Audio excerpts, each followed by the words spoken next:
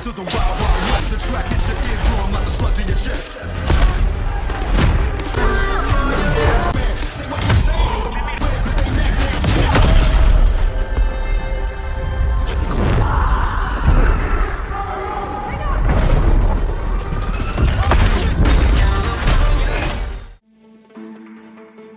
सलीम ने border area अपनी post से खासे फासले पर उबूर किया था। सहराई इलाका होने के बाइस रात के वक्त यहां हल्की खुनकी महसूस होती थी।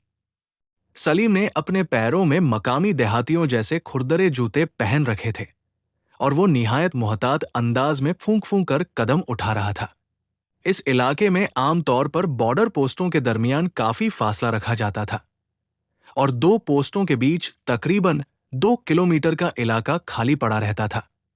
चूंकि यहां जिंदगी की बुनियादी सहूलतें न होने के बराबर थी, इसलिए भारतीय सिक्योरिटी फोर्सेज भी इस खत्ते पर ज्यादा तवज्जो नहीं देती थी। लेकिन जब से पंजाब और कश्मीर के बॉर्डर एरियाज में नक्लो-अकद बढ़ी थी, भारतीय सिक्योरिटी फोर्सेज ने भी अपनी निगरानी सख्त कर दी थी।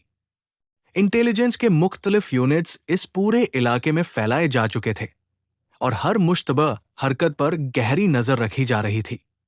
सलीम की कामयाबी का एक बड़ा राज उसके अफसरान के नजदीक ये भी था कि वो कभी अपनी मुखबरी के इम्कान को नजरअंदाज नहीं करता था। रवाना होने से पहले वो अपने जहन में ये बात बिठा लेता कि मुमकिन है उसकी आमद की इत्तला किसी खुफिया गद्दार के जरिए दुश्मन तक पहुंच चुकी हो और वो पहले ही उसके इंतजार में हो। उसके अफसरान को भी ये इल्म नहीं था कि सलीम अपनी कमीज के कॉलर में हमेशा जहर की एक छोटी सी कैप्सूल छुपाकर रखता था, ताकि अगर दुश्मन के हाथों गिरफ्तार होना नाकाबिले गुरेज हो जाए तो वो जिल्लत भरी जिंदगी के बजाय बहादुरी की मौत को तरजीह दे सके। क्योंकि उसे बखूबी अंदाजा था कि एक मरतबा भारतीय खुफिया एजेंसी रार के हाथ लग जाने के बाद वो उसके जिस्म का एक एक जोड़ तोड़ डालेंगे और उससे हर राज उगलवाने की कोशिश करेंगे। अपने मखसूस अंदाज में चलता हुआ वो आहिस्ता आहिस्ता उस बरसाती नाले के करीब पहुंच गया था, जहां सिर्फ बरसात के दिनों में पानी बहता था, वरना बाकी साल ये नाला सूखा ही रहता था। अलबत्ता इस सूखे बरसाती नाले की सूरत में भारतीय फौज को एक निहायत मजबूत दिफाई लाइन मयस्सर आ गई थी, क्योंकि तकरीबन 10 फीट गहरे इस नाले को उबूर करना हर किसी के बस की बात नहीं थी। सलीम जानता था कि अगर उसके इस्तकबाल की तैयारियां की गई होंगी तो यकीनन इस नाले के गिर्द कहीं ना कहीं मोर्चाबंदियां भी कायम की गई होंगी। वो बाज औकात यहां से 2-3 किलोमीटर उत्तर की जानिब हटकर भी बॉर्डर एरिया उबूर कर लिया करता था, जहां इस नाले का रुख तब्दील हो जाता था और उसे दुश्मन के इलाके में काफी अंदर तक दाखिल होने के लिए खुला मैदान मयस्सर आ जाता था। लेकिन आज न जाने क्यों उसने अपना इरादा बदल लिया था। उसकी छठी हिस्स मुसलसल उसे खबरदार कर रही थी कि दुश्मन ने यकीनन इस खुले इलाके में भी मजबूत जाल बिछा रखा होगा। अगर कोई सहूलियत उसे मयस्सर आ सकती थी तो वो इसी सूखे बरसाती नाले के जरिए मुमकिन थी, क्योंकि दूसरे रास्ते की तरफ गिरफ्तारी के इम्कानात कहीं ज्यादा थे। उसकी चौकन्नी और तजर्बाकार आंखें अंधेरे की दबी चादर में भी दूर तक देख लेने की सलाहियत रखती थी, जबकि उसके कान हर मुमकिन आहट पर लगे हुए थे। अचानक चलते चलते वो रुक गया, जैसे जमीन ने उसके कदमों को जकड़ लिया हो। ये एक गैरइरादी अमल था, मगर उसके पीछे यकीनन कोई ना कोई वजह मौजूद थी। अगले ही लम्हे सलीम उन्हीं कदमों पर अकड़ू बैठ गया। उसकी नजरें अपने सामने फैले रास्ते पर जमती चली गई। चंद लम्हों बाद उसे खुद से बमुश्किल 8-10 गज के फासले पर एक बारीक तार दिखाई दी। दूसरे ही लम्हे वो समझ गया कि वो अचानक क्यों रुक गया था। ये एक जदीद तरीन डिवाइस का हिस्सा था। इस किस्म के बारीक तार कमांडोज और जासूसों की नक्लो-औकत का सुराग लगाने के लिए निहायत महारत से बॉर्डर एरियाज में बिछाए जाते थे। इन तारों का सिलसिला एक बेहद हसास रडारनुमा आले से मुंसलिक होता था। जो ही बॉर्डर पार करने वाले का पांव इस तार से टकराता, फासले फासले पर नस्ब रडार फौरन उसकी सिमत और नक्लो-औकत का अंदाजा लगा लेते थे। बॉर्डर उबूर करने वाला आमतौर पर यही समझता कि ये शायद कोई आम टेलीफोन लाइन है और इससे टकराने से कोई फर्क नहीं पड़ेगा। लेकिन दूसरी जानिब दुश्मन को उसकी मौजूदगी और पोजीशन का मुकम्मल अंदाजा हो जाता था। उसके बाद उसका बच निकलना तकरीबन नामुमकिन हो जाता। ये एहसास होते ही सलीम का दिल एक लम्हे के लिए जोर से धड़का और उसके जिस्म में सनसनी सी दौड़ गई। सलीम ने अपना हाथ बढ़ाकर तार काट दी। उसे इस बात का इल्म था कि ये चांद की ढलती तारीखें हैं और इस इलाके में पाकिस्तान इंटेलिजेंस की दूसरी एजेंसियां भी मौजूद हैं। यही वो दिन थे जब भारत में मौजूद एजेंट सरहद उबूर करके अपने वतन वापस लौटते थे। उसे खुद से ज्यादा अपने उन साथियों की फिक्र दामगीर थी। अब सुबह होने तक वो सब लोग महफूज थे, क्योंकि सुबह होने से पहले भारतीय सिक्योरिटी फोर्सेज उस तार का सिलसिला नहीं जोड़ सकती थी। अगर वो रात ही को ये ऑपरेशन शुरू कर देता तो एजेंटों के लिए बेशुमार आसानियां पैदा हो जाती। उसके वहमो-गुमान में भी ये बात नहीं आ सकती थी कि इस रेतीले सहराई इलाके में भारतीय सिक्योरिटी फोर्सेज ने भी ऐसा खतरनाक जाल बिछा रखा होगा, क्योंकि यहां गैरकानूनी तौर पर बॉर्डर उबूर करने वालों की तादाद दूसरी जगहों के मुकाबले में बहुत कम थी।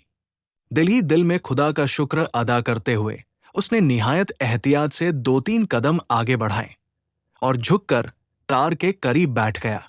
उसी लम्हे उसका हाथ आहिस्ता से अपने थैले में गया, जहां से उसने अपना वाहिद हथियार निकाला। ये एक छोटा सा चाकू था, मगर सिर्फ चाकू कहना उसके साथ नाइंसाफी थी। उसमें कई किस्म के छोटे औजार भी लगे हुए थे, जिनमें एक बमुश्किल 3 इंच लंबा प्लास्नुमा कटर भी शामिल था। सलीम ने एहतियात से उसे खोला, उसकी धार को देखा, फिर एक नजर तार पर डाली और अगले ही लम्हे तार को काट दिया। वो जानता था कि ये चांद की ढलती रातें हैं और इन्हीं दिनों पाकिस्तान की मुख्तलिफ इंटेलिजेंस एजेंसियां भी सरगर्म होती हैं। यही वो वक्त था जब भारत में मौजूद एजेंट बॉर्डर उबूर करके वापस अपने वतन लौटते थे। उसे अपनी जान से ज्यादा अपने उन साथियों की फिक्र थी। अब सुबह होने तक वो सब महफूज रहने वाले थे, क्योंकि भारतीय सिक्योरिटी फोर्सेज सुबह से पहले उस तार को दोबारा नहीं जोड़ सकती थी। अगर भारतीय रात के वक्त ही ये ऑपरेशन शुरू करते तो एजेंटों के लिए मजीद आसानियां पैदा हो जाती। अंधेरे में इस तार को दोबारा जोड़ना तकरीबन नामुमकिन था, और अगर वो रोशनी का इंतजाम करते तो उसका मतलब ये होता कि वो खुद ही एजेंटों को रास्ता दिखा रहे हैं। भारतीय सिक्योरिटी फोर्सेज इतना बड़ा खतरा कभी मोल नहीं ले सकती थी। उन्हें हर हाल में सुबह होने का इंतजार करना था। दूसरी तरफ रडार स्क्रीन के सामने बैठा कैप्टन अश्विनी कुमार अब बोर होने लगा था। दरख्तों और झाड़ियों के दरमियान उन्होंने एक छोटा सा ऑपरेशनल कैंप कायम कर रखा था, जहां जदीद आलात के जरिए बॉर्डर पर दूर दूर तक मौजूद जवानों को हिदायतें दी जा रही थी। कैप्टन अश्विनी कुमार हैरान था। अजीब बात है, अभी तक वो बॉर्डर में दाखिल ही नहीं हुआ। अश्विनी कुमार बड़बड़ाया। वो सिर्फ बॉर्डर में दाखिल नहीं हुआ, बल्कि काफी अंदर तक पहुंच चुका है। कर्नल तल बख्श की नजरें मुसलसल रडार स्क्रीन पर जमी हुई थी। उसकी बात सुनकर कैप्टन अश्विनी कुमार चौंक गया और सवालिया नजरों से उसकी तरफ देखने लगा। रडार स्क्रीन को गौर से देखो, कर्नल तल बख्श ने उसकी बात काटते हुए कहा। अश्विनी कुमार ने फौरन स्क्रीन पर नजरें जमा दी और अगले ही लम्हे उसका दिल जोर से धड़का। रडार स्क्रीन पर सिम दिखाने वाले बड़े डायल की सुई एक तरफ बेजान पड़ी थी, जैसे किसी दरख्त की टूटी हुई शाख हो। अगरचे रडार की बाकी रोशनियां जल रही थी, लेकिन किसी किस्म की हरकत दिखाई नहीं दे रही थी। अब इस रडार की हालत बच्चों के एक बेकार खिलौने जैसी हो चुकी थी। कैप्टन अश्विनी कुमार फौरन समझ गया कि बॉर्डर पर बिछाए गए तारों में से कोई अहम तार काट दी गई है। उसका सीधा मतलब ये था कि रडार अब मुकम्मल तौर पर नाकारा हो चुका है और उनकी कोई मदद नहीं कर सकता। Oh my God! बेइख्तियार उसके मुंह से निकला। कर्नल तल बख्श ने सर्द लहजे में कहा, मैंने तुम्हें पहले ही कहा था कि इस शेर का शिकार मचान बांधकर नहीं किया जा सकता। इसका मुकाबला खुले मैदान में करना होगा, जहां शिकारी और शिकार दोनों के पास बराबर का मौका होता है। वहां किसी एक की जान भी जा सकती है। वो एक लम्हा रुका, फिर धीमी मगर खतरनाक आवाज में बोला, और याद रखो, व्हाइट फ्लावर जैसे चीते को घेरने के लिए अगर हमें अपने एक दो जवानों की कुर्बानी भी देनी पड़े तो ये कोई महंगा सौदा नहीं होगा। समझ रहे हो ना मेरी बात? कर्नल तलबख्श का लहजा इतना सर्द और खतरनाक था कि कैप्टन अश्विनी कुमार की रीढ़ की हड्डी में सनसनी दौड़ गई। उसने आज तक कर्नल का ऐसा रूप नहीं देखा था। इस वक्त वो बिल्कुल उस जख्मी शिकारी की तरह लग रहा था जिस पर शेर हमला करके बच निकले। ये मामला अब मुझे खुद देखना होगा। ये काम इन लोगों के बस का नहीं। कर्नल तलबख्श की आंखों में गुस्सा दहक रहा था। उसने अपनी छोटी ऑटोमेटिक गन उठाई और उसे जंगी अंदाज में पकड़कर खेमे से बाहर निकल आया। कैप्टन अश्विनी कुमार भी फौरन चौकन्ना होकर उसके पीछे चल पड़ा। सलीम ने सीधा आगे बढ़ने के बजाय दक्षिण की तरफ रुख कर लिया था। दुश्मन की तवक्कुआत के बिल्कुल बरक्स वो सामने आने के बजाय पहलू से आगे बढ़ रहा था। उसके लिए वापस लौट जाना भी मुमकिन था, मगर यह किसी मसले का हल नहीं था। वो जानता था कि अब बॉर्डर एरिया में हर जगह इसी किस्म के सख्त इंतजामात होंगे और उसे हर हाल में अपना मिशन मुकम्मल करना था। वैसे भी एक बार आगे बढ़कर पीछे हट जाना उसकी फितरत के खिलाफ था। उसने जिंदगी में हमेशा लड़ना सीखा था। वो अपनी पूरी ताकत और सलाहियत के साथ मैदान में उतरने का आदी था, जबकि नतीजा हमेशा हालात और अल्लाह की मर्जी पर छोड़ देता था। जब उसे महसूस हुआ कि वो निस्बतन महफूज इलाके में पहुंच चुका है, तो उसने अंदाजे से बरसाती नाले की तरफ बढ़ना शुरू किया। चंद मिनट चलने के बाद वो नाले के करीब पहुंच गया। नाले से कुछ फासले पर वो रुक गया। अब वो जमीन पर झुककर बैठा हुआ आसपास के खतरात का अंदाजा लगाने की कोशिश कर रहा था। उसके कान हर मुमकिन आहट पर लगे हुए थे और आंखें अंधेरे में दूर तक देखने की कोशिश कर रही थी। वो तकरीबन 3-4 मिनट तक उसी हालत में बैठा रहा। फिर जैसे ही उठने लगा, अचानक किसी खतरे का एहसास होते ही फौरन दोबारा नीचे बैठ गया। उसके हसास कानों ने सहराई इलाके में फौजी बूटों की हल्की आवाज सुन ली थी। उसका मतलब साफ था कि दुश्मन ने उसके इस्तकबाल के लिए अपनी सिक्योरिटी फोर्सेज काफी दूर तक फैला दी है और अब उसे मजीद अंदर जाने के लिए रास्ता बदलना होगा। अपने जहन में नई मंसूबाबंदी करते हुए उसने दोबारा चलना शुरू किया। वो हर कदम निहायत एहतियात से रख रहा था, जैसे रेत पर नहीं बल्कि दलदल में चल रहा हो, जहां जरा सी गलती उसे डुबो सकती थी। तकरीबन 15 मिनट तक मुसलसल चलने के बाद वो एक ऐसे इलाके में पहुंच गया जहां उसके कद से भी ऊंची जंगली घास दूर दूर तक फैली हुई थी। भारतीय हुकूमत की कोशिशों से इस इलाके में खेती बाड़ी शुरू की गई थी और पिछले चंद सालों से यहां अच्छी फसलें उगने लगी थी। अब सलीम और उसके दुश्मन दोनों के लिए बराबर के मौके थे। एक तरफ सलीम को लग रहा था कि ये घनी घास उसे छुपने के लिए महफूज जगह दे सकती है, तो दूसरी तरफ ये भी मुमकिन था कि दुश्मन ने इसी जगह उसकी मुतवक्के आमद के लिए जाल बिछा रखा हो। जंगली घास के करीब पहुंचकर वो रुक गया।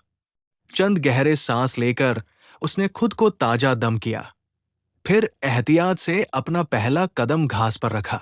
उसी लम्हे उसे एहसास हुआ कि आधी से ज्यादा घास सूख चुकी है और उस पर कदम रखते ही काफी आवाज पैदा होती है। लेकिन उसे मालूम था कि इस इलाके में गिद्धरों और जंगली सुअरों की वजह से ऐसी आवाजें पैदा होना आम बात थी, इसलिए सिक्योरिटी अहलकार आम तौर पर उन पर ज्यादा तवज्जो नहीं देते थे। घास के अंदर दाखिल होने के बाद उसने आसमान की तरफ नजर उठाई। रात भी उसकी तरह आहिस्ता आहिस्ता अपना सफर तय कर रही थी। आसमान बिल्कुल साफ था और पश्चिम की तरफ से सहराई हवा चलना शुरू हो गई थी, जो इस इलाके की रातों को ठंडा बना देती थी। आज हवा मामूल से कुछ ज्यादा तेज थी। उसकी नजरें बेचैनी से आसमान पर फैले सितारों को देख रही थी। चंद लम्हों बाद उसे वो मखसूस सितारा नजर आ गया जिसकी उसे तलाश थी। सितारों के जरिए रास्ता पहचानने का फन उसने एक बूढ़े स्मगलर से सीखा था, जो पहले उसे बॉर्डर एरिया उबूर करवाया करता था। उस बूढ़े ने उसे सहराई इलाकों में रात के मुख्तलिफ औकात में नजर आने वाले सितारों के बारे में बहुत अहम बातें बताई थी। सदियों से ये लोग इन्हीं सितारों की मदद से रात के सफर की सिमत का अंदाजा लगाते आए थे।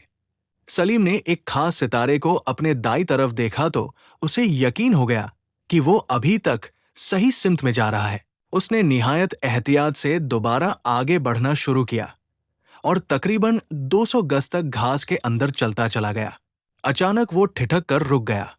हवा की मुखालिफ सिमत से उसे कई फौजी बूटों की आवाज अपनी तरफ आती महसूस हुई। ऐसा लग रहा था जैसे किसी ने रात में देखने वाली दूरबीन से उसकी मौजूदगी का पता लगा लिया हो और अब सिक्योरिटी फोर्सेज उसके पीछे लगा दी गई हों। सलीम फौरन अपने कदमों पर जमकर बैठ गया